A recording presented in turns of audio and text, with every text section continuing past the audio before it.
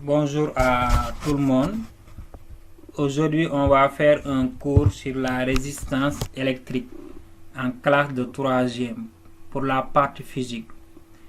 Et dans ce cours, on va essayer de voir, dans la première partie du cours, on va essayer de voir la résistance d'un fil cylindrique. C'est-à-dire que quand vous avez un circuit électrique, il y a ce qu'on appelle des conducteurs. Un conducteur, c'est tout simplement tout corps qui laisse passer le courant électrique. Et on va essayer de voir de quoi est caractérisé ce conducteur électrique. Et c'est pourquoi on parle de notion de résistance électrique. Et on va voir dans cette partie, cette grandeur. Maintenant, pour cela, on vous donne un circuit. Et dans ce circuit, on vous donne un ampère-mètre A, qui permet de mesurer l'intensité du courant qui passe sur la lampe L. Vous avez ici un générateur. Le générateur, son rôle, c'est de fournir le courant électrique. Vous avez l'interrupteur. Et le rôle de l'interrupteur, ça permet de fermer ou bien d'ouvrir le circuit électrique. Et ici, l'interrupteur est ouvert. Et on va essayer de le fermer. Et quand on ferme l'interrupteur, ici, vous avez deux points. Un point C et un point D. Et au niveau des deux points C et D, on va intercaler des différents conducteurs. Ça veut dire que des différents types de conducteurs. Et quand on intercale des différents conducteurs, on va voir que devient la lampe ou bien quelle sera la nouvelle mesure de l'intensité mesurée par l'ampère-mètre. Et dans ce cas, on vous dit que l'ampère-mètre placé dans le montage montre que l'intensité du courant qui passe dépend du conducteur. Ça veut dire que le conducteur qu'on a intercalé au niveau des points C et D. Quand on intercale des différents conducteurs, l'intensité va varier. Ça veut dire quoi? Ça veut dire qu'on peut dire que le courant électrique, n'est-ce pas, l'intensité peut dépendre encore du conducteur. Non seulement du générateur, mais du conducteur branché au niveau du circuit. Et on va essayer de voir maintenant cette caractéristique du conducteur. C'est rien d'autre que la résistance. C'est rien d'autre que la résistance R. N'est-ce pas? Ça veut dire qu'un conducteur électrique est caractérisé par ce qu'on appelle la résistance. N'est-ce pas? C'est pourquoi l'intensité du courant varie. Ça dépend du conducteur intercalé au niveau des points C et D, n'est-ce pas? Et cette résistance maintenant,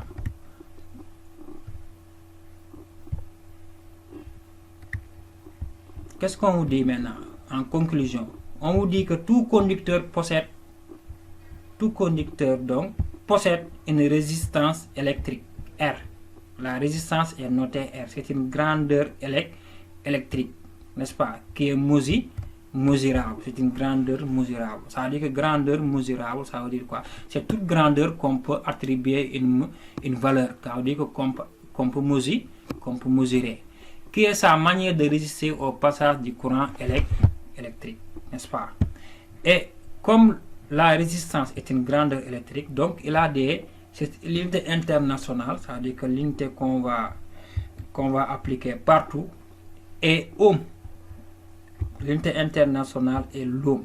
Et le symbole de l'ohm, c'est oméga. Le symbole ici est oméga. N'est-ce pas?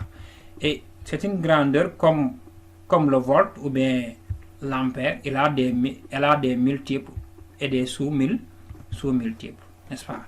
Par exemple, 1 kilo-ohm égale à 1000 ohms. C'est la même chose que 1 kilovolt, n'est-ce pas, égale à 1000 volts. Et cette résistance est mesurée par un appareil qu'on appelle l'eau, qu'on appelle l'eau-mètre.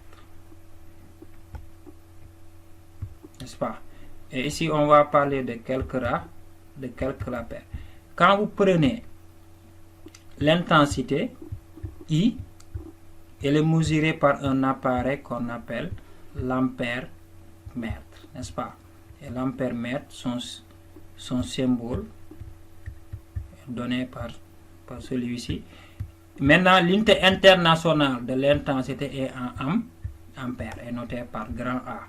Il y a encore ce qu'on appelle la tension électrique. Et l'appareil qui mesure la tension est le voltmètre, n'est-ce pas? Vous avez ici son symbole.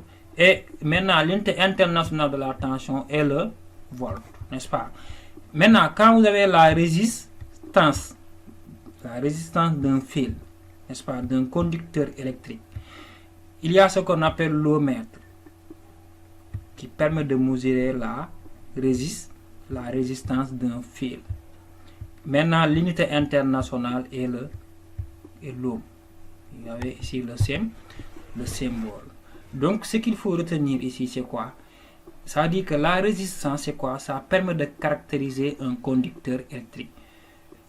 Quand vous avez un circuit, la valeur de la résistance, la valeur de l'intensité varie selon la résistance du conducteur installé au niveau du circuit électrique. Donc, la résistance est une grandeur très importante dans un circuit électrique. Et on va essayer de voir encore comment on va calculer ces résistances, comment on calcule la résistance d'un fil cylindrique. Et dans ce cas, on vous dit qu'un fil généralement cylindrique a pour dimension. Première dimension qu'on va noter au niveau du fil, vous avez sa longueur. Et un fil, il faut savoir que a une forme d'un cylindre. Et quand on dit cylindre homogène, ça veut dire que le cylindre est plein. Ça veut dire que au niveau de l'intérieur, il y a tout ça sont de la matière. On vous avait dit qu'un conducteur électrique, ça veut dire que c'est tout simplement un corps qui laisse passer le courant électrique. Et un corps, c'est une matière. Et le fil, c'est une matière, donc a une forme d'un cylindre. Et l'autre caractéristique d'un fil, il y a ce qu'on appelle le diamètre.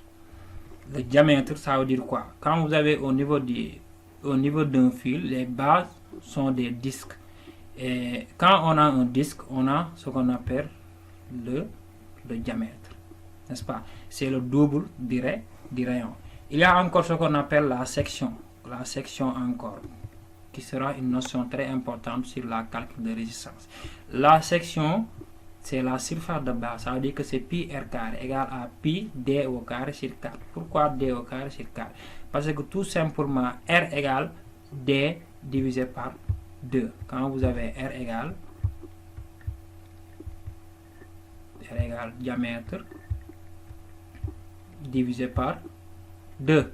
Et quand on met r au carré, on a besoin de r au carré. Donc, je vais élever dans chaque membre carré. Et donc, on aura r au carré égale à do carré divisé par 4.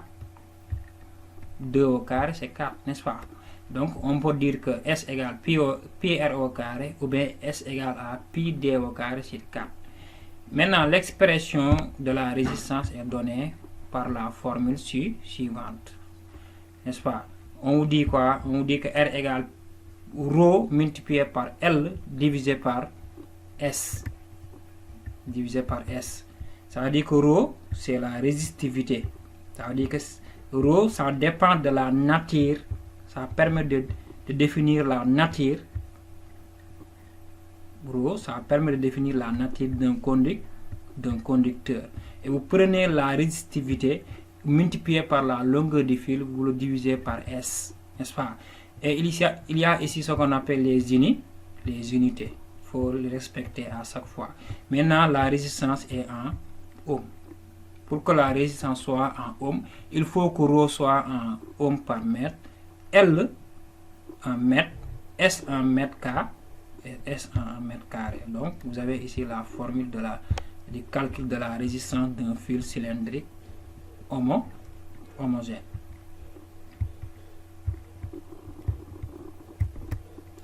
Maintenant, vous avez ici la représentation d'un fil cylindrique homogène. Donc,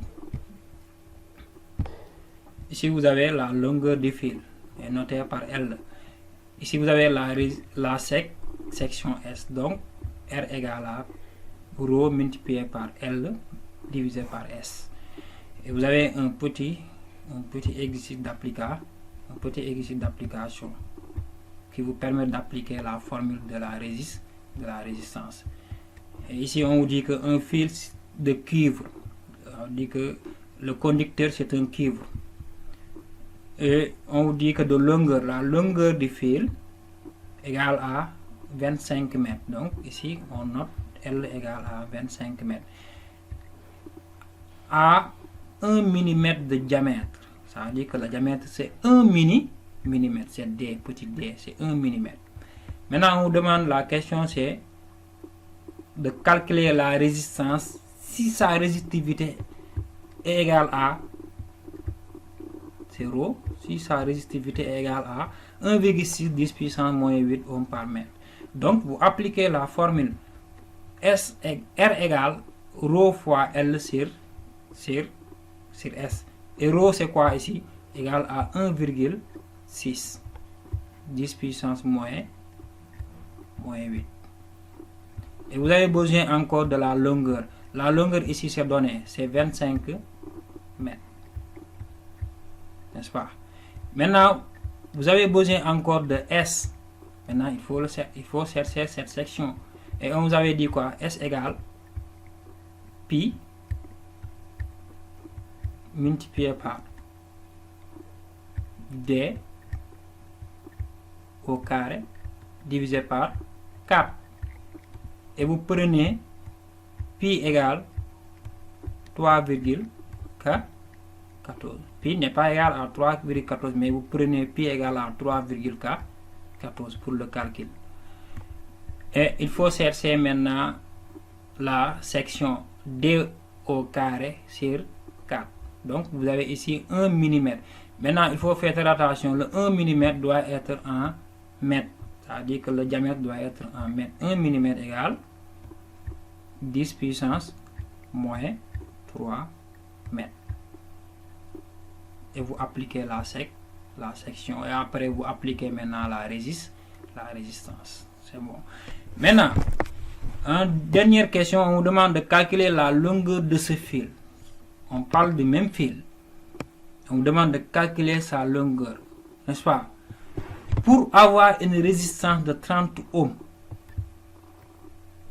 on veut une résistance de 30 ohms. N'est-ce pas? Ça veut dire que la résistance, ça dépend encore de la longueur. Donc quand vous avez une résistance de 30 ohms, de quoi correspond maintenant sa longueur? Vous faites la même chose, vous appliquez la formule. On sait que R égale ρ fois L sur S. Donc vous appliquez la formule. Et ici on déduit L égale à quoi? L égale, vous multipliez R fois S.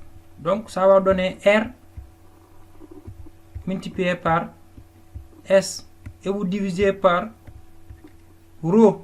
ρ c'est la résistivité. Et ça ne varie pas. C'est le même fil. C'est la même résistivité. Maintenant la résistance c'est quoi? C'est 30 ohms.